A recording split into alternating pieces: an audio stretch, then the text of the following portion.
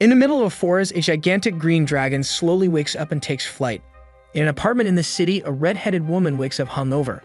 Opening the door, the woman sees the dragon looking directly at her, its head filling the entire doorframe.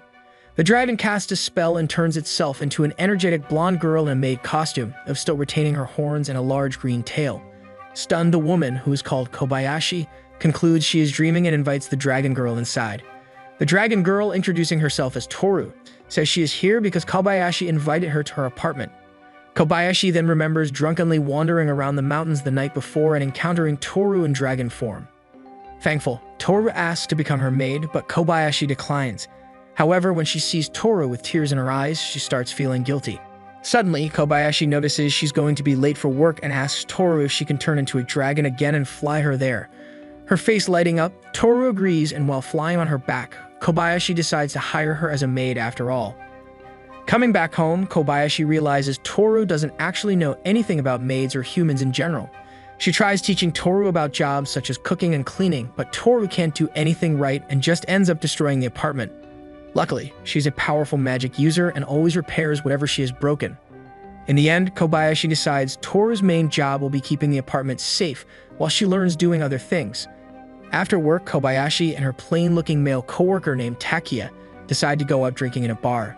Tohru was waiting for Kobayashi outside of the office, so they invite her to go with them. Tohru is suspicious of Takia and doesn't trust humans other than Kobayashi, so she joins them to keep an eye on him. As soon as they get drunk, Kobayashi and Takia don't talk about anything other than maids, revealing themselves as huge maid fanatics. Kobayashi complains Tohru's maid outfit looks too modern and how she would prefer a Victorian-style maid, while Tohru is confused. On their way home, carrying a passed-out Kobayashi, Tohru talks to Takia. Turning into her dragon form, she shows him that she will protect Kobayashi if he tries to harm her. He is surprised but understands her message, and Tohru flies off with Kobayashi on her back. On a different day while shopping, Kobayashi and Tohru notice a thief running away after stealing someone's purse. With supernatural speed, Tohru catches up with him and punches him hard to the ground, stopping him. She realizes the people at the shopping district might think that was strange, but when they come up to her and thank her, she is relieved. Seeing all that happen, a small lavender-haired girl with horns and a thin tail follows them to their apartment. A little later, she rings the doorbell and Kobayashi lets her in. The girl's name is Kana, and she's a quiet dragon child. While crying, Kana reveals she has been exiled from her world because she pulled a prank, and now she's left in the human world to reflect on her actions. Seeing Tohru in the city, she followed her because they're friends who know each other from the dragon realm. When Kobayashi invites Kana to live with her, she is unsure because she doesn't trust humans, but Kobayashi convinces her she won't harm her, so Kana agrees to stay. Another day, while Kobayashi is working, Tohru and Kana explore the city together. Sitting down on a bench, Tohru explains how she had to escape the dragon realm because she was on the verge of death after someone attacked her. Making most of the other dragons think she was dead, she went to the human world, where Kobayashi ran into her and let her live with her. Sometime later, realizing the apartment has become too small for the three of them, they go looking for a new one. Deciding on an apartment, in a few days they pack and move. In order to avoid a company picnic, Kobayashi organizes a party at home with Takia. Tohru asks her if she can invite some of her dragon friends too, and Kobayashi reluctantly agrees. The following evening, Takia arrives and Tohru's friends follow shortly after. The first one who arrives is Fafner, a dragon taking the shape of a gloomy, ominous man with long black hair. Seeing Takia play a fantasy video game, Fafner gets interested in it and tries playing it too. The next guest who arrives is an easygoing blonde dragon woman called Luko. While the others are having fun, Luko tells Kobayashi that Tohru hardly ever smiled as much as she does now, never having had a normal life. Kobayashi admits she didn't used to smile this much before either. As Kana falls asleep, everyone else drinks together and has a good time. One morning, Kana sees some children going to school and decides she wants to try going too. Kobayashi supports her, and they go out to buy everything she needs. Enrolling into school, Kana immediately becomes popular for being smart and good at sports. An unpopular and arrogant brown-haired girl called Riko tells her she wants to prove she's better than her, but Kana fakes crying and makes her change her mind, becoming normal friends with her. A few days later, Kana brings Riko home with her. Riko challenged a bunch of older kids to a volleyball match because they were disturbing the children playing in the playground. Telling them that if she wins, they can't play volleyball there anymore, she got herself into trouble. Not knowing what to do, Riko and Kana asked Tohru, Lukoa, and Fafner to join their volleyball team and help them.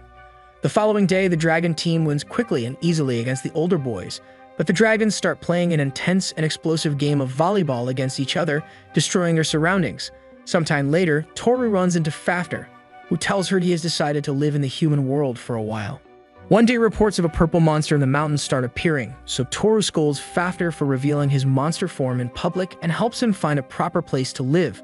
While they're looking, Fafnir warns Tohru she got too close to the humans and asks her if she'll be able to kill humans again when she gets back to their world. Tohru says she doesn't intend to return to their world at all because she loves Kobayashi and belongs with her. She says humans can all be bad if Kobayashi is one of them. While talking, Tohru remembers how Fafnir got along with Takia while they were playing video games, so they visit him. Tohru asks Takia to let Fafnir live with him and he quickly accepts, immediately inviting him in.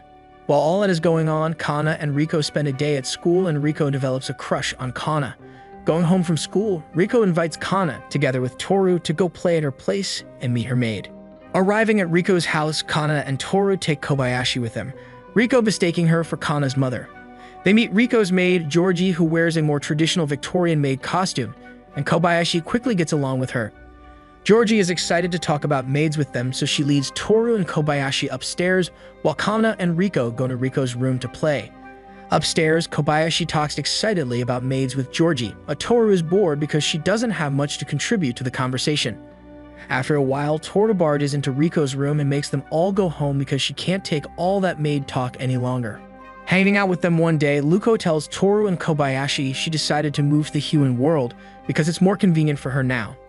She explains that one night when she was walking home from Kobayashi's place, she noticed someone performing a ritual nearby. She let herself be summoned out of curiosity and appeared in a purple-haired boy's room.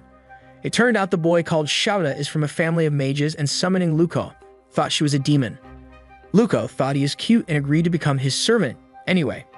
Now she wants to clear the misunderstanding that she is demon, so she takes Kobayashi and Tohru to Shouta's house to help her explain.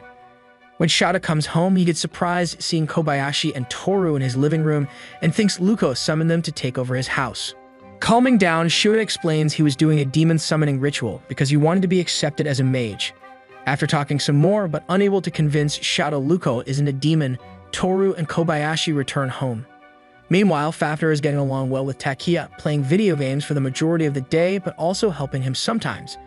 Takia is developing his own video game, and Fafnir gives him advice on what he should change to make it more fun.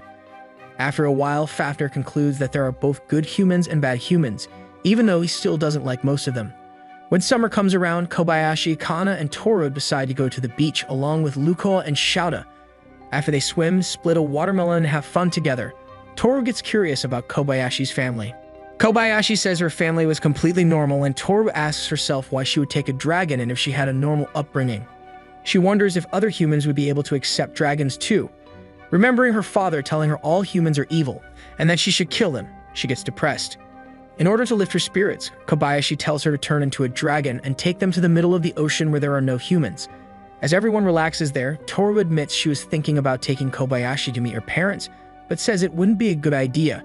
One night when Kobayashi, Tohru, and Kana were having dinner, a dragon girl suddenly crashes through their apartment, destroying it. Her name is Elma, and she's a purple-haired girl with a single horn on her head. As soon as she lands, she scolds Tohru for disrupting the order of the human world by coming to live there and tells her to go back to the dragon realm with her. Tohru explains her and Elma are members of different dragon factions. Elma is from the Harmony faction, which values law and order, and Tohru is from the Chaos faction, which wants chaos and destruction. While scolding Tohru, Elma's stomach suddenly growls, stopping her lecture and making her embarrassed. Tohru tells her she just wants to be a maid in this world, but Elma doesn't believe her, thinking Tohru actually wants to take over the human world. When Elma's stomach growls once again, Kana gives her a cream bun. Eating it, Elma says it's incredibly delicious, and Tohru manages to bribe her with the rest of the cream buns to leave them alone. The following day, Kobayashi is surprised to see Elma working at her company in a human disguise. Elma is working there in order to find out more about human culture. On their way back from work, Elma admits she can't go back to her world because she came through the portal Tohru opened. Since she doesn't have any money either, Kobayashi buys her a croquette and tells her she'll help her at work from now on. On Sunday, Elma visits them and gives Kobayashi a protective charm as thanks, but Tohru gets jealous and blows her away with her fire breath. Tohru admits she wants Kobayashi to pay more attention to her. Kobayashi says she isn't used to being wanted, but shows Tohru how much she cares for her by patting her head. A few days later, Kana's school announces they're organizing a sports festival and Kana gets excited. Since the other kids' parents are going to be there, Kana wants Kobayashi to come and praise her if she does well. When Kana asks her to come, Kobayashi tells her she can't come because of work, but feels guilty afterwards. Tohru explains Kana's parents believe a dragon should grow up strong on its own and haven't paid much attention to her. Because of that, Kana started pulling pranks to get their attention, but ended up getting banished from the dragon realm. Hearing Kana's story, Kobayashi starts working overtime every day, feeling like coming to the sports festival is her duty. Finally, the night before the festival, Kobayashi tells Kana she'll come watch her after all, cheering Kana up. On the day of the sports festival, Kana's team competes against the other teams at various events, such as jumping rope, sprinting, and tug of war. The final event is a relay race, and Kana is the last one to run. Riko, running before Kana, drops her baton and loses some time. He hands over the baton to Kana with tears in her eyes, and Kana does her best, managing to catch up to everyone and arriving in first place. Going home from work one evening, Kobayashi remembers the night she first met Tohru in the mountains. Back then, Tohru was hostile towards her, despising humans and thinking she was going to die. When Kobayashi pulled out the huge sword she had in her back, Tohru was grateful to her, turning into a human girl and drinking with her. When Kobayashi asked herself why she's always alone, Tohru told her she was alone in this world too. Kobayashi asked Tohru to stay with her, and she accepted, overjoyed and with tears in her eyes. Drunkenly ranting about how she wants Tohru to be her maid, Kobayashi talked with Tohru long into the night. Back in the present, Kobayashi comes back home and eats dinner with the others. Tohru tells Kobayashi about the only human she ever got along with in the dragon realm. In the past, landing in an empty, ruined village, she met a bandit girl who was resting after her comrades got captured. The bandit wasn't afraid of her, and they talked, getting closer. The bandit girl tells her she would be a maid if she had the choice, not caring if she's serving someone else as long as it was her own choice. Talking to her, Tohru realized she isn't as free as she thought, since she was in the Chaos faction ever since she was born and lived blindly following their rules. When the bandit girl left her, Tohru felt a little sad. The scene changes, showing the bandit girl managed to become a maid after all, happily doing her job. Several days later, walking through the shopping district, Tohru walks by a TV showing a program about life and death. She starts thinking about how Kobayashi is going to die one day long before her own death. Doubting herself, Tohru realizes she might one day have to return to her world, even though she doesn't want to. Suddenly, a portal opens in the sky. Tohru's father, called the Emperor of Demes, emerges from it. He captures Tohru and takes her back with him. Kana sees it all happen and tells Kobayashi Tohru might never come back, shocking her. The days go by, and Kobayashi and Kana somehow manage to live by themselves, cooking and managing the household, but missing Tohru's company. One morning, Tohru finally returns to Kobayashi's apartment, but her father follows her. Tohru tells him she wants to stay in the human world, but her father is unyielding, saying her opinion isn't important because they're forbidden to interfere with the human world. Kobayashi interrupts the conversation, but the Emperor of Demes breaks her glasses with the flick of a finger, warning her to watch what she's saying when she's speaking to him. Kobayashi is terrified but remembers how much she missed Tohru while she was gone, getting encouraged to speak up. She yells at the Emperor, telling him to respect Tohru's wishes and saying he can't take Tohru away because she is her maid. Noticing the Emperor getting angry, Tohru opens a portal to take them both away to another dimension. In that dimension, she tells him she respects him as a father, but that Kobayashi is extremely important to her too. The Emperor turns into a huge red dragon and Tohru to her usual dragon form. They fight in the air, attacking each other with their flame breaths, but Tohru doesn't yield.